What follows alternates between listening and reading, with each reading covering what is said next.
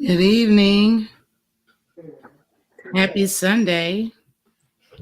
It is the first Sunday of Black History Month.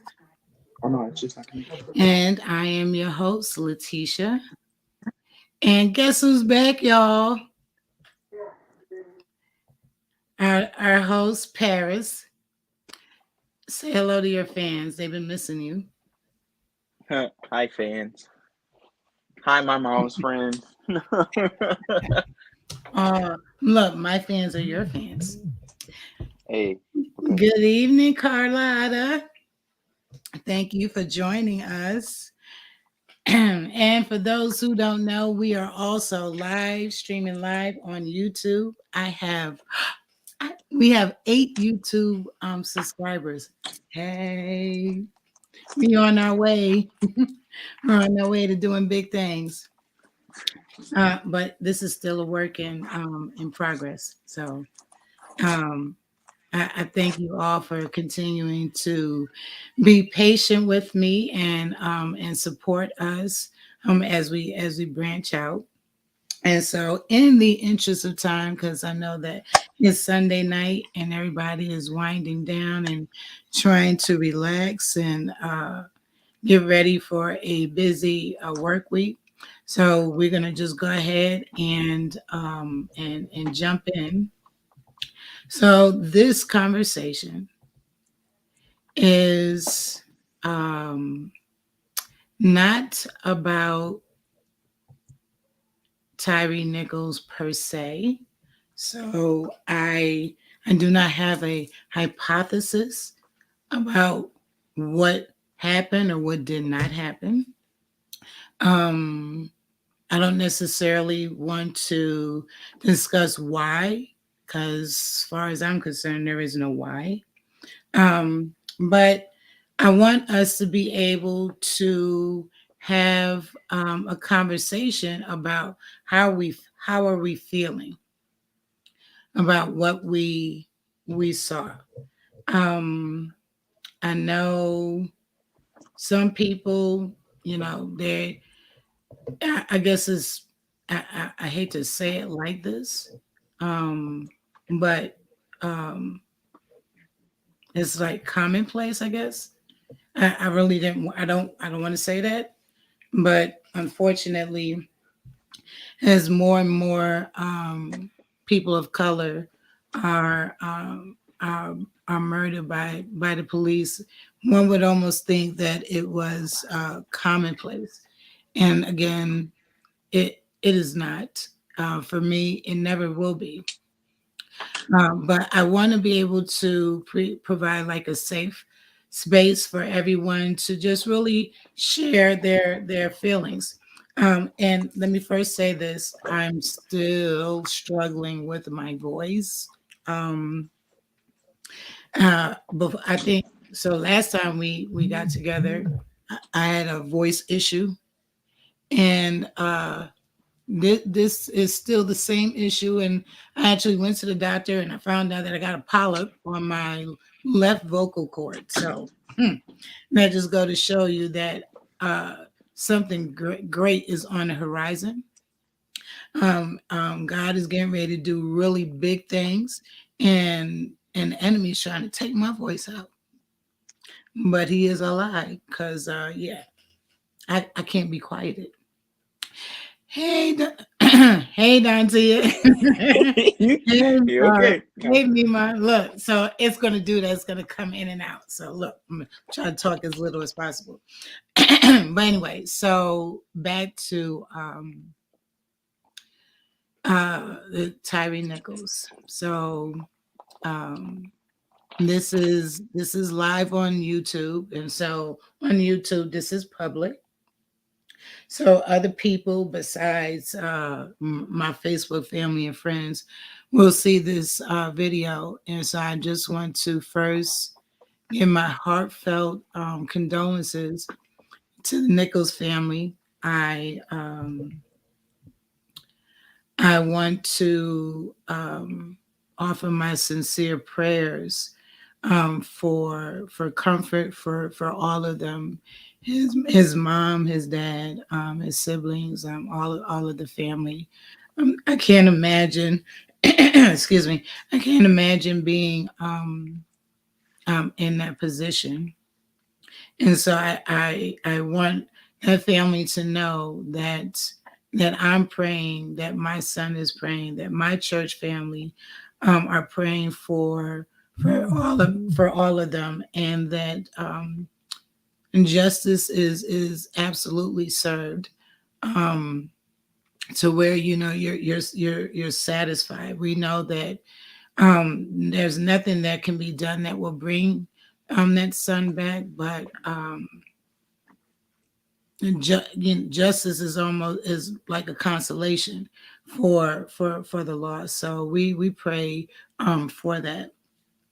So anyway, I will go ahead and get started as far as I'm concerned. So I wanted to do this podcast or this particular topic because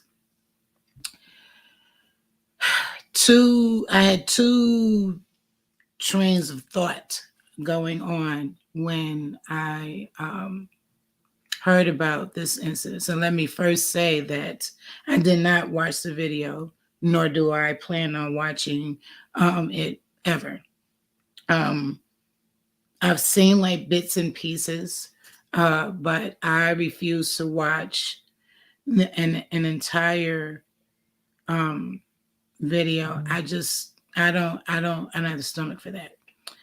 Hey Rose, I just listening to what we've done, hearing different sound bites.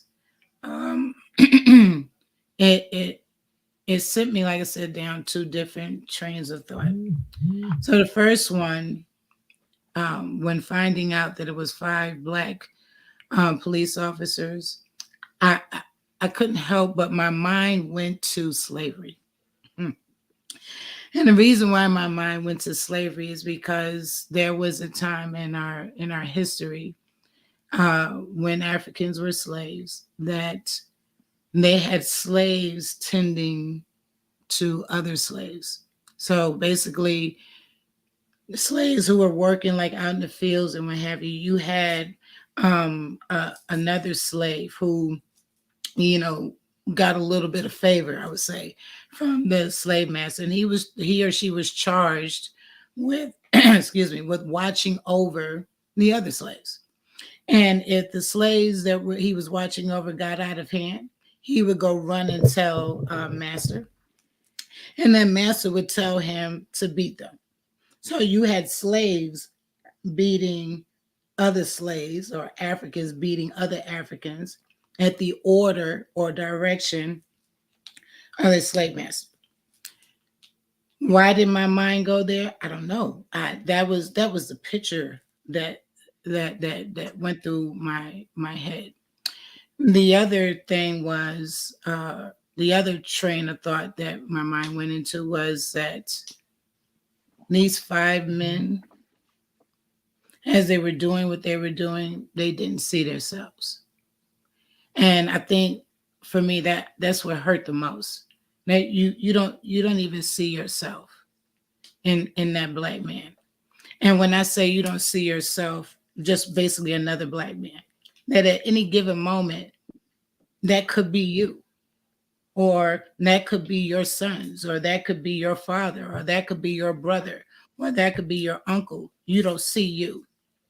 When we talk about police brutality in terms of a white cop, um, um, beating on a black person of color, or even murdering a person of color, the reason why I think that it is easier for them and that they do it with like zero remorse, like it doesn't even phase them, is because they don't see themselves. Um, when they're when you think about George Floyd, for example, and that man and that officer had his knee on his neck, he didn't see himself. So it that to me that it was easy for him. So when I think about these black cops, I'm like, you didn't see yourself.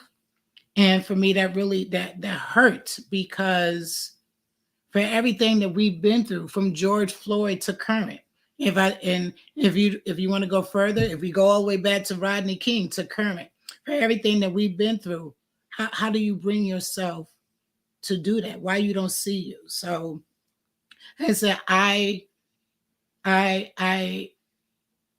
I don't want. Some may say that I'm naive or what have you, but um, I I can't wrap my brain around the fact that that's what five black men did to another black man. So now, Paris, I know, Paris, you, when I asked you about it, you said that you felt like it was just black on black crime, and you're not the only person that I heard say that. But can you elaborate on why that was your perception of what happened? Um, well, I didn't watch the video, and I actually don't know too much of the actual facts of the situation that happened to him. But what I do know is that what I have read is, different scenarios where they what happened was they happened to be cops and also black, but they were, from what I heard, that was their whole it was at least one of the cops' actual motive was to, in fact, inflict what happened to him. That was what he was going for. So you know, um, I don't know if it was like, I don't know if they hate the color of their skin. I don't know if they was them type of, because when I look at their mugshots and stuff like that, they look like, I wouldn't say they didn't even look like cops really. They looked like some Memphis dudes, So I'm not sure how stuff going, but I don't know. They must have all thought they was Denzel Washington in Training Day or something. Mm. Thought they couldn't be touched or something like that. But they like you said, they actually they didn't see themselves as black men. They thought they can get away Mm. with it and whatnot. Um, so I don't. It's unfortunate, but I guess everybody's upset because they were cops, but I'm not more so worried about it, them being cops. I was more so they had a personal agenda with that man. That's what it Mm. seemed like. So So I asked my husband, how he felt about it, and he said, if he got stopped by a white police officer, he said he would be nervous. He would have some apprehensions. He said, but now he said if he gets stopped by a black police officer, he said his fear is heightened. It's like that much more. And I was like, wow, I thought that was really I thought that was interesting because like for me, again, call me naive, but I feel like I'd like to think that I have a better chance, you know, making it home with a black police officer than I would with a white with a white police officer. How do you feel about that?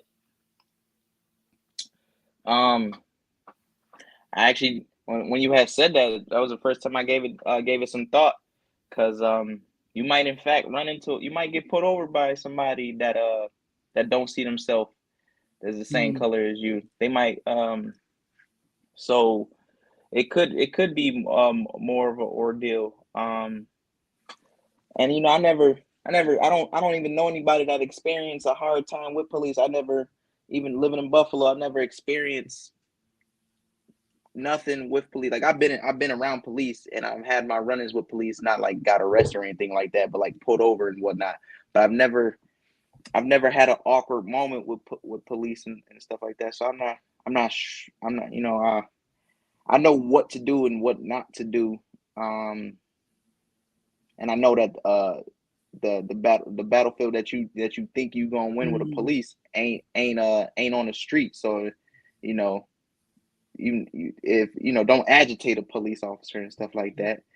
Um, I'm not scared of police or nothing like that. I'm not No, I'm mm, not scared because it's just not in my character to be scared of police and stuff like that.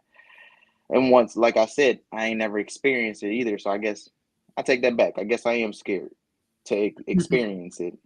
And, mm, I can talk about what I would do and stuff like that, but I never, I'm not, my fear isn't heightened because like what just happened to him. I don't, I think that's I just feel like that's a little different. And I don't think it was about a badge at that point. mm, I think it was just in that instant, that group of people doing that just doing something that they had no business doing, and it was because of one being I heard about it was about a woman. I heard about it was about a tactical team that just likes to harass people. I heard there's history of how that's how there's history of run-ins with these people that was involved, but doing the same type of stuff in the past. So I don't. I just think it was just them personally. I don't think it was. I don't think it was like I don't think we would have to be. I don't think all black cops are like what's happening right now. I just think that mm. was its own problem in Memphis. I don't think that's not everywhere. So like this was more like of an isolated situation. Yeah, in Mm, this instance, but I do mm, believe like that movie Boys in the Hood and that mm, cop that had pulled them over. I do believe that them type of police officers do exist. I mm. just don't think that was these guys. I Oh, just think okay. these was monsters that just happened to have a badge in the Mm, first place. mm, mm, Not and I didn't think, I feel like, and then I want to say I read it wasn't the last time this had happened. It wasn't a black person, so it's not about black. It's just they thought they was untouchable because mm, they thought they was Denzel Washington. mm. So So we have a caller. We have a caller on the line who wanted to call in and give a comment or a question. So caller, you're on the air. what's that? Hi, good evening. Good evening. Good evening. How are you? Doing wonderful. This is Tia. Can you hear me? Yes, welcome, Tia. Paris, can you hear Tia? I could hear Tia. Hello, All Tia. right. Hey, hey. I think this is a very good topic that you're talking about. I would like to go back to the comment when you made the statement about you might have a better chance of getting home if it's a black cop versus a white cop. Okay. Me personally, I would like to say I would have a better chance of getting home. I don't care what color they are. And because at the end of the day, those officers took a sworn duty to uphold and protect the community and the people within the community. So, the uniform, whether they're black or white, that was their charge. And no, me personally, I have never gone to jail or anything, but yes, I have been in the back of a police officer car, and I probably would have gone to jail based on my dad because we got pulled over, and the officer was talking to me. It was a simple speeding ticket, and he put me in the back of his police car to talk to me, and he said to me, "Calm your dad down." And I was very afraid because I didn't know what was getting ready to happen. And so when I got out the car, I did go over to my dad. I was like, "Dad, can you just calm down or whatever?" And he was like, "No, they just pulling us over because they never seen a black young lady with rims on her car." I'm like, "They're hubcaps, dude, but, and so, I'm just very cautious about what I do and everything. I definitely don't want any run-ins, and my heart does definitely go out to the Nichols family and those persons, other people who have lost their lives at the hands of officers. So that's all I would like to say. Well, Tia, thank you so much for your comment, and I agree with you that ultimately the goal is always to make it home.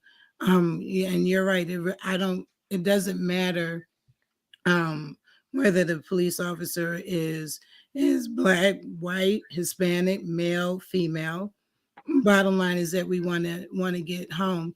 But I think forgive my voice, but the point that I was getting at is that the part that hurt me in this situation, because again, this is not the first black man that has died at the hands of police officers.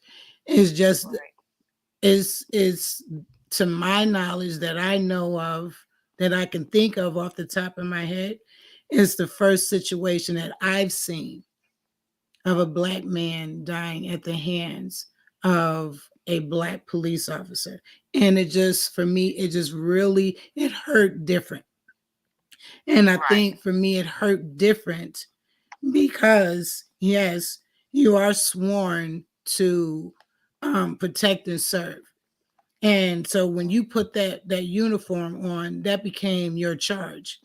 And I don't know, like my son said, I don't know if they thought that because that now they have this uniform, that they were on the same level as white police officers, and that they could do as white police officers do. I don't know.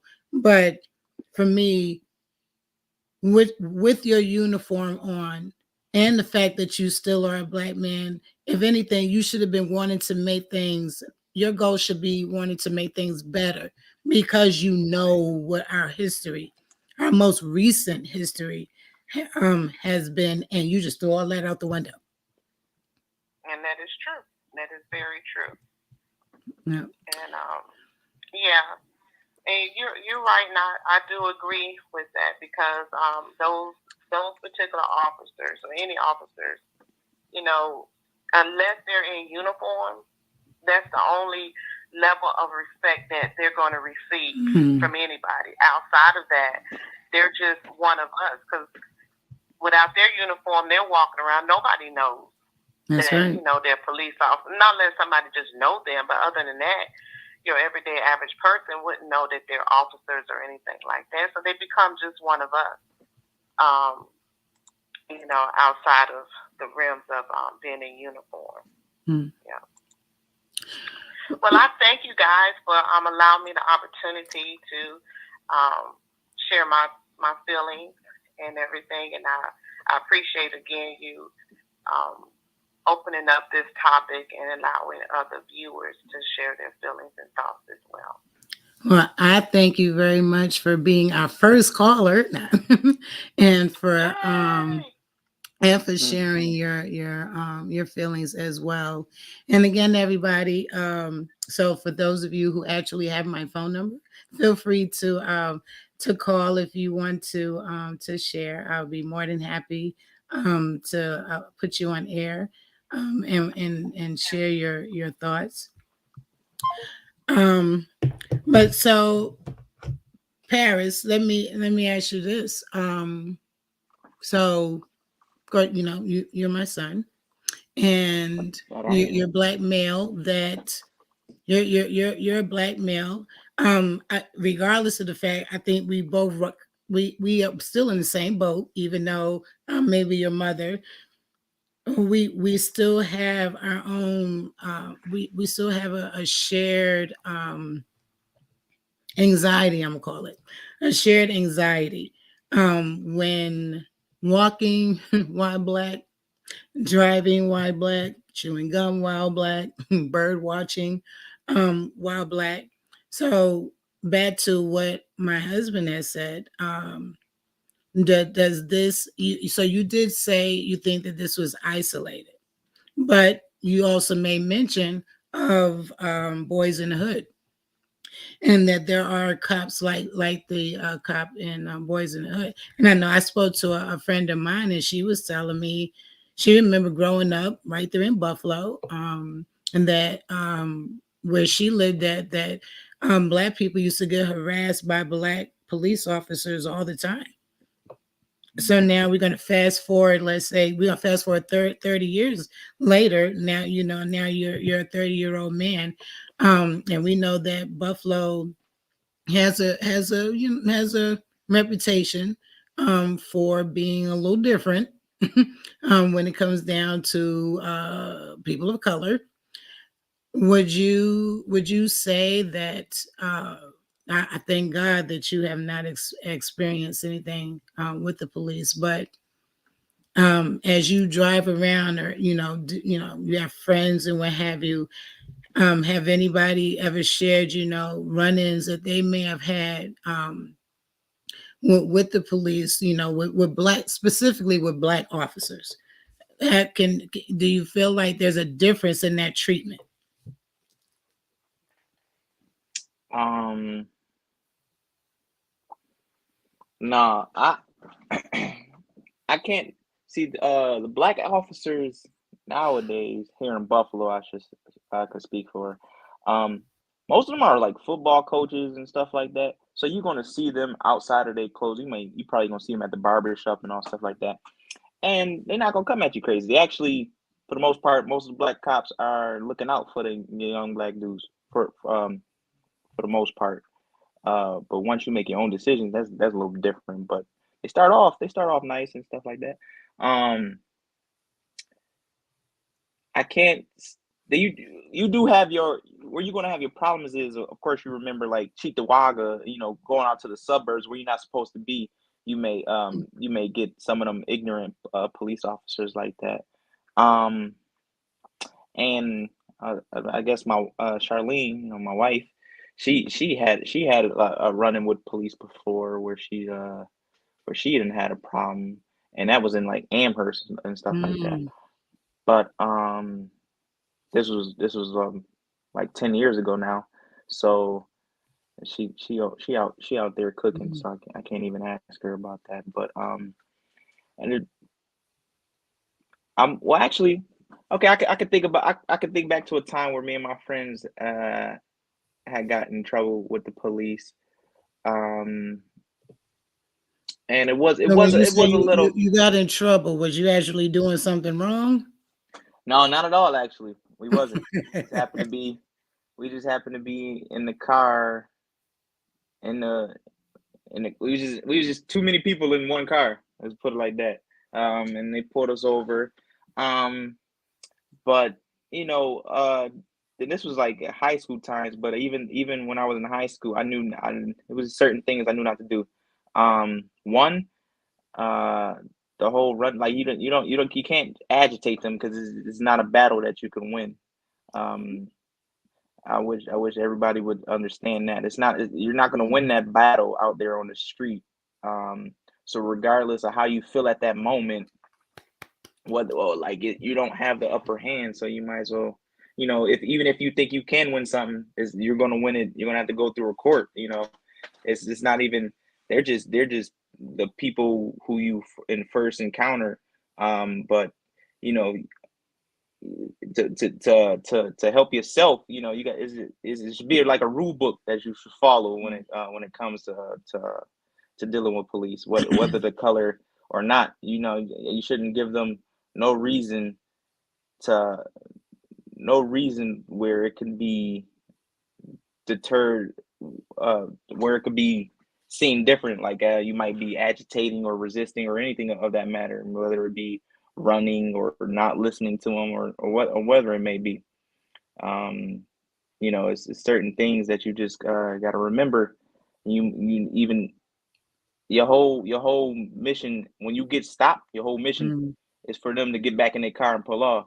That's just the Right. world we live in. That part. So I don't know, because that's just how I the last time I got pulled over was maybe 3 months ago.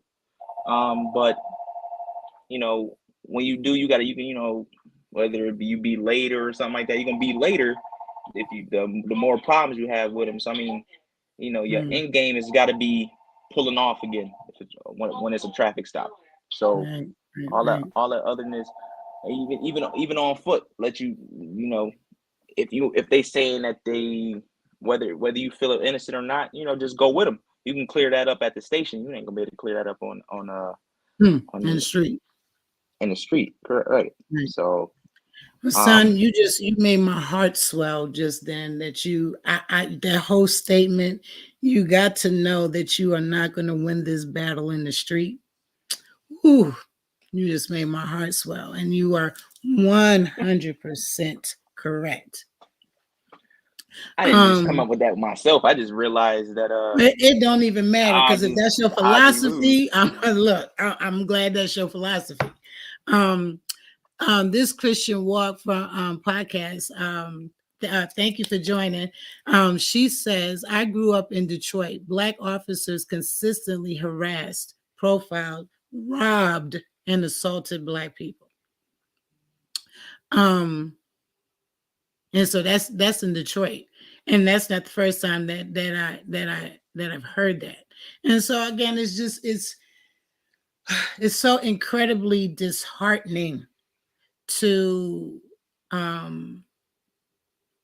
know that Black police officers do that. But again, I'm thinking, like, I guess they must feel like they on the same level. They're on the same level as white officers. And look, so here's a little sidebar. Forgive me for saying so. This is just my feeling. I think they were shown, those 5 Black police officers, I believe they were shown how Black they really are, with the haste in which they were fired, no administrative leave with pay, straight fired and straight charged, and then locked up. Now, granted, they out on bond, but still. So that, to me, look, you got handed your Black card real quick, with those actions, but it shouldn't even have been so, because you should have saw yourself in that man. And like what Tia said, and without that uniform on, walking down the street, you another Black man.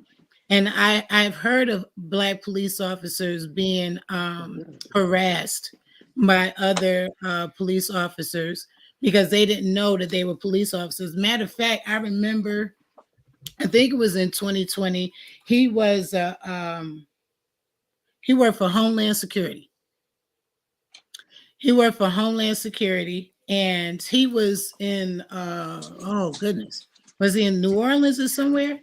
And these white police officers was harassing him, and the white officer asked him, he was a black man, asked him, told him I wanted to see your ID, and he was like, I ain't got to show you my ID. And they kept going and kept going, and he kept saying, I'm not showing you my ID. He started now.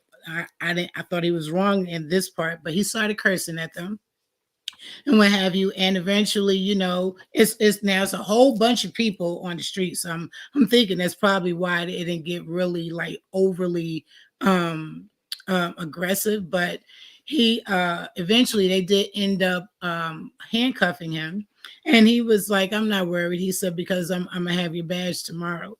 And so when they took his wallet out of his pocket, they saw that he worked for Homeland Security.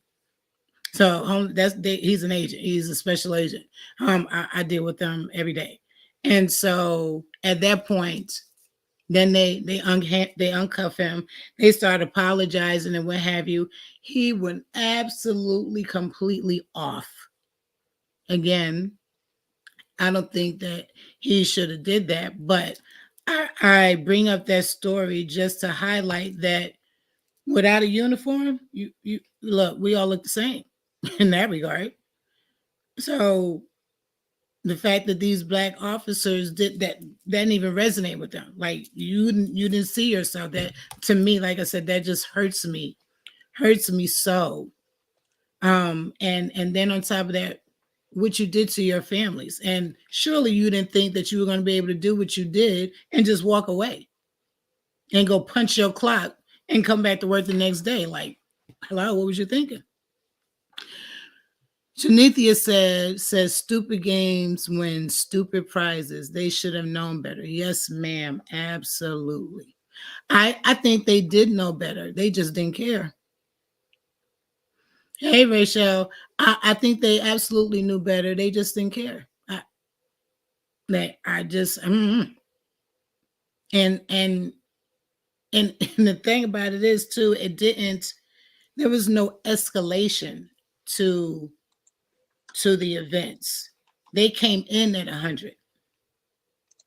They came in at 100, so that leads to that why they um probably did it, but still no. And so my next question for everybody, and again, for those of you who have my phone number, feel free to call in, and I will allow you to be live on the air.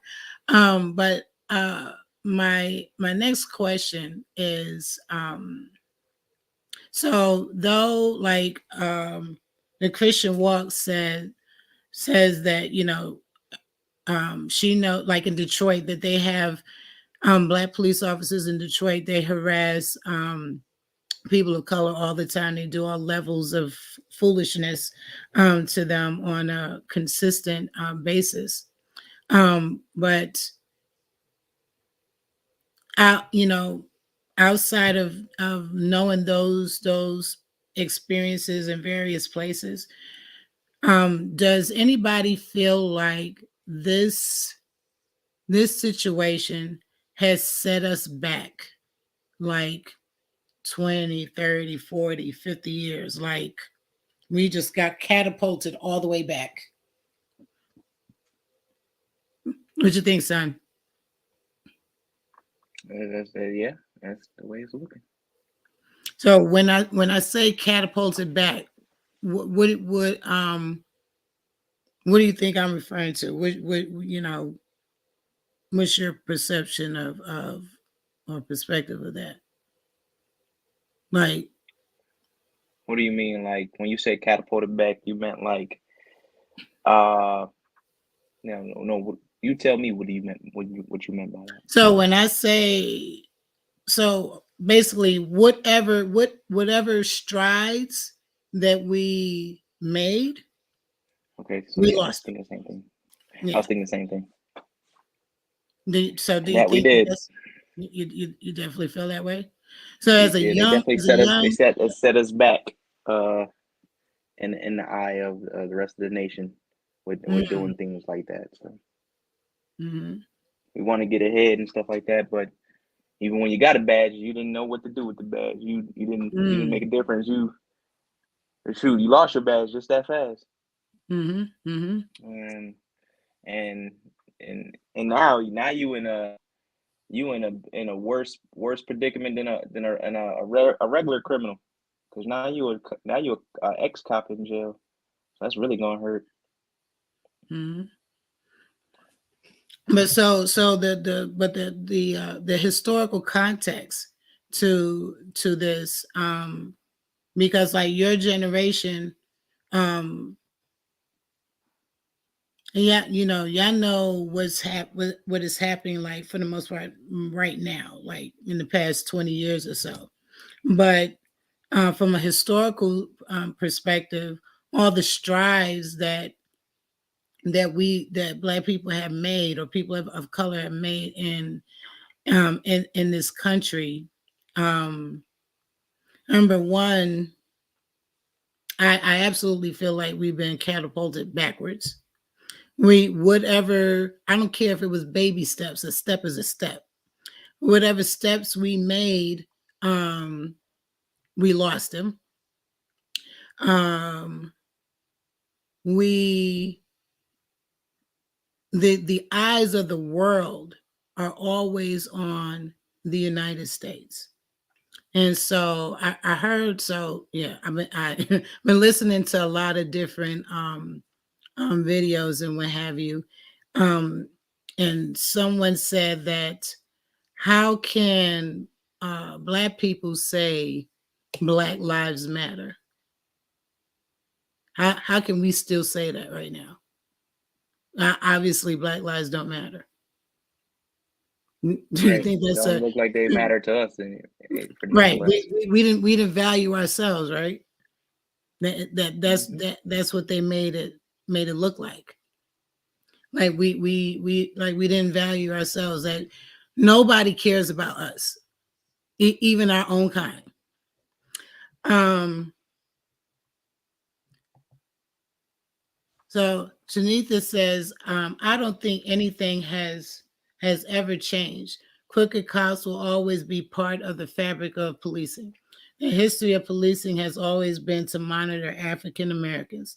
It's unfortunate that when our people arrive, that they often forget that they came where they came from.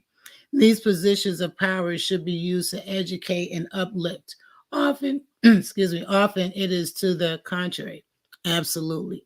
Very well said. That's exactly how I feel. But I do feel like like I said, even if it's a baby step, we made some steps. I don't think it would be fair to discount, you know, what little progress, the little progress we made. I mean, look, we we used to couldn't even go to school. We can go to school now. So, it may not seem like a lot, but it's something. Timothy also says Black lives matter too. So yeah, Black lives do matter. Um, but as far as these cops was concerned, Black lives didn't matter, and I feel like that's the message that they just sent out to the rest of the world. Does anybody agree with that? You agree with that, Paris? Yeah, I agree with that. That's the message that they sent to the rest of the world. Absolutely. Yeah. So, what do you tell? What will you tell your children? My grandchildren. What will you tell them?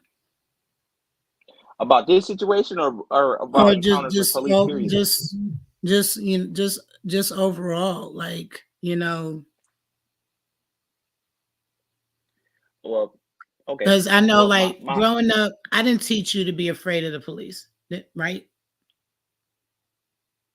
Mhm. Do you think that people raising children right now, they should teach their children to be afraid of the police, no matter what color No, they are? no, or I guess what I would teach my kids that there's always a possibility that you may encounter um, a situation where you have a run-in with police. But what I need you to always remember is to uh, just before you do anything, analyze things, analyze where it may go before you act on it, and just remember to just remain out. You can't get out of it, so just remain smart about your actions when it happens. Mhm. Even if you encounter a racist cop off rip, um, you now know that there is a racist cop, so don't agitate the racist cop. Just try to get out of there. You know, play it smart at this point, and that's what I would teach them. Yeah. So I teach myself. Play it smart. Shanithia says she's tired of the one bad apple spoils a whole bunch, and yeah, I I agree with that. Is because so it's like basically what she's saying that the actions of a few mess it up for everybody. So I guess the question becomes how what can we do to pre to counter um those actions or those bad apples from poisoning the rest of the bunch. Like, what's our role in this? What can we do collectively to uh to prevent this? And please no one say, oh, there's really nothing we go, there's always something we could do. No, look, if we all did a little bit, that little bit becomes a big thing. Well, surely we can do something. Even if it's just simply having conversations like this, to get it out.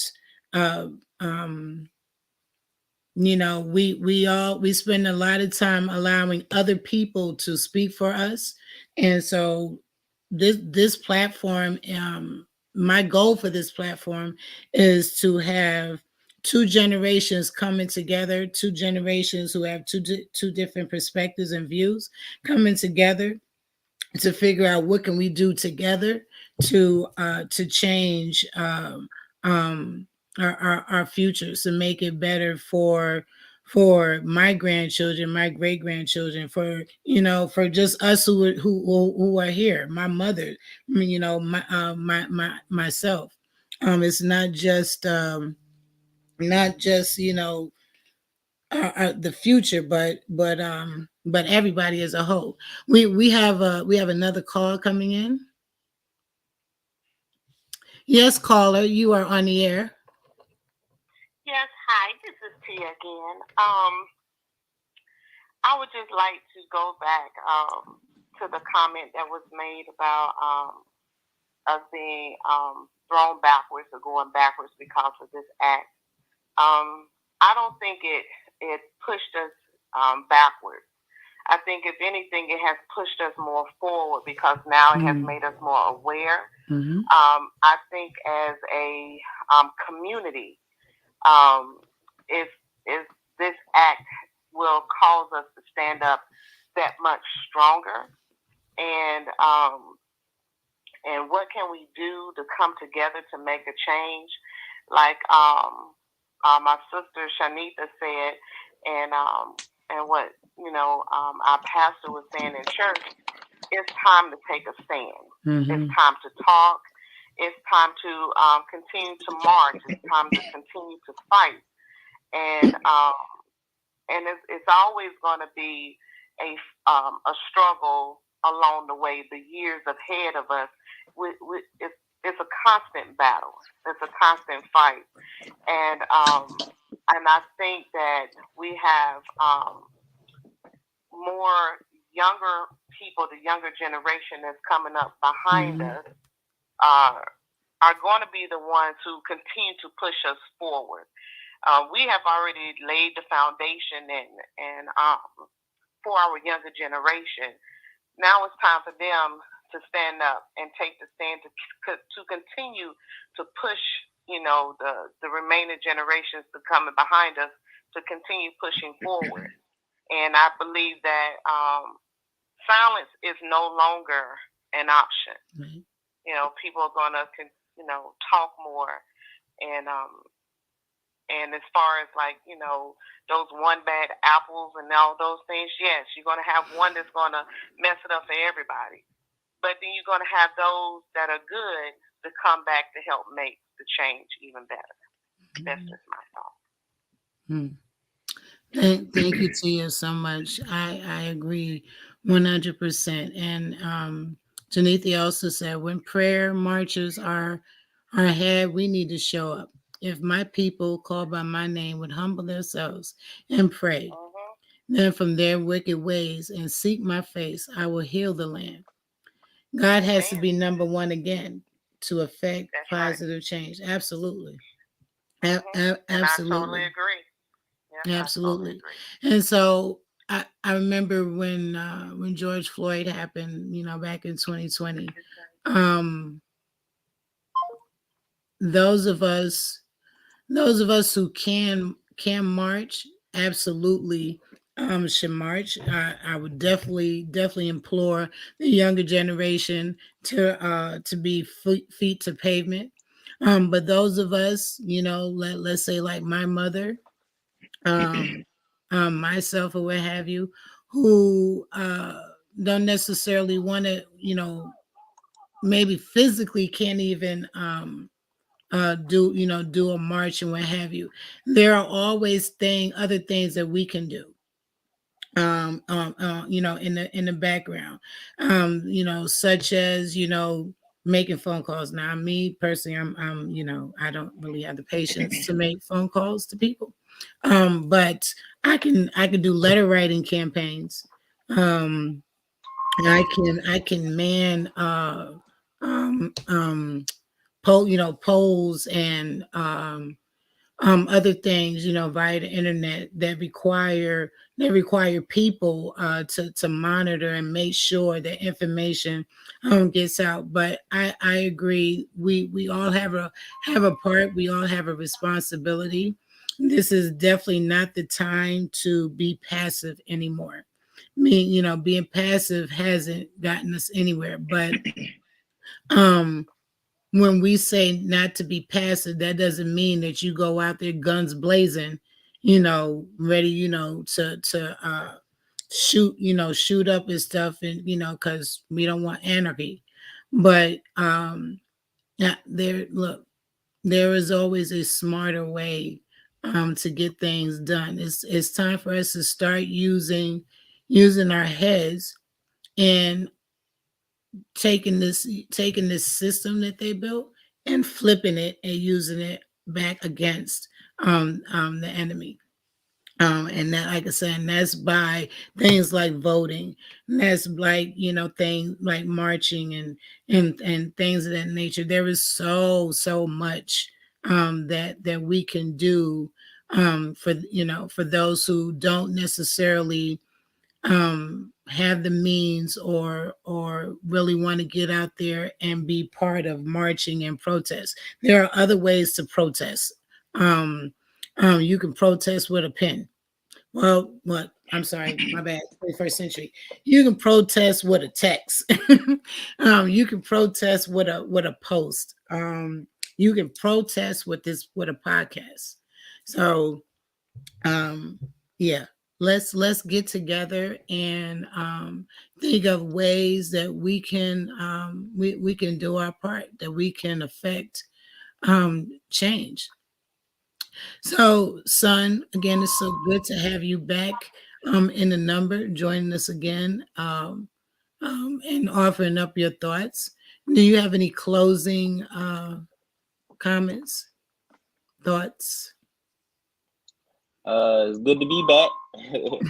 um, I'm actually. I just started watching. I just started reading up on on this to see if it was its own separate problem, being with those. So I'm watching the videos right now. That's what I was doing as you You was watching talking. which I was videos? listening. The You videos, the police release footage and stuff like that. okay. So now I ain't really And got nothing to say. It's crazy. so this, yeah, you look, you better than me. I'm just really, I can't bring my heart to do. It took me a long time to, like, I've been known about it since it happened. I'm just now watching it. I had to muster up the confidence to watch it. The courage. So why Yeah, why why why have you made a decision to watch now? I mustered up the confidence. No, the courage, uh, not the confidence, the courage. well, yeah, the But courage, but because but but, but why? I really would like, because I didn't know I didn't see it, so I mean, I couldn't say too much about it without seeing it. My opinion about the whole situation was without me even seeing it. How But you I heard basically like watching it. See, I started to watch it to see what he could have done differently. Um, I they just basically so far they basically rolled up on him. It was no. I guess that he was scared off rip because they just it was that he never there had no was there time to was talk. there was So no escalation. They was at 100 coming in. yeah, so my whole thinking of coming into a traffic stop, this happened to me. I don't see what I could do differently either. Mm. I was, when I was giving an opinion, I wasn't say sit there and get beat on or something like that. Mm. Yeah, but now that in itself that just scared me all over, and yeah, it just scared me all over again because, like you said, he wasn't doing anything. So at the end, you don't even know. Hmm. You don't even know. You could you He didn't even get a chance to do nothing wrong, basically. Right. And so yeah. Mhm. So all right, well, family, thank you again for joining us. Janithia, you were spot on with your comments. Dantia, thank you so much for calling in um, and and and and sharing your thoughts. Um, Again, I wanted everybody to have an opportunity to just express how they felt about this situation. Also, I want to thank the Christian Walk because basically she also let us know. Look, you got black cops. They doing all levels of foolery in various cities. So it wasn't just Memphis. I'm grateful though that um, I haven't had a personal experience with any cop. Well, I take that back. I've gotten a speeding ticket one time. And yeah, and that was like so long ago. Yeah, that was so long ago. But anyway, I still, as time goes on, you still have a level of anxiety when you see the flashing lights behind you. And yeah, I'm gonna tell you right now, straight up, when I see flashing lights, I just start saying Jesus, Jesus, Jesus. I can't do nothing else. I can't even articulate a prayer. I'm I'm calling on the name. Jesus, Jesus, Jesus. And then they just go by and I'm like, thank you, Father. And I keep on going about my business. But again, thank you all so much for your support, your comments. Check out the YouTube channel, subscribe. I'm going to put educational content on the YouTube channel. I came across a lady named Jane Elliott. Mm. Yeah, I don't know how I stumbled across this lady so late in life, but I thank God that I have, and I like what she's got to say. She's a little old white lady. Well, actually, she's not even white. She says she's a faded black woman, but I like what she got to say, so I encourage you all to go check her out. There will be videos on our YouTube channel with her having conversations with various people, but it's for education. It's for education purposes. She rattles off a lot of books that some of us may be interested in reading. One book comes to mind is called The Myth About Race, which I absolutely intend on reading. But yeah, so, again, thank you all so much. You have an amazing, blessed evening. Stay safe. For those of you who are in cities that are experiencing bad weather, stay warm and stay prayed up for the upcoming week. And thank you very much. You all have a blessed evening. And Paris, you gonna say goodnight to your fans, to your family and friends? I sure will. Everybody have a good night. Stay safe. Stay black.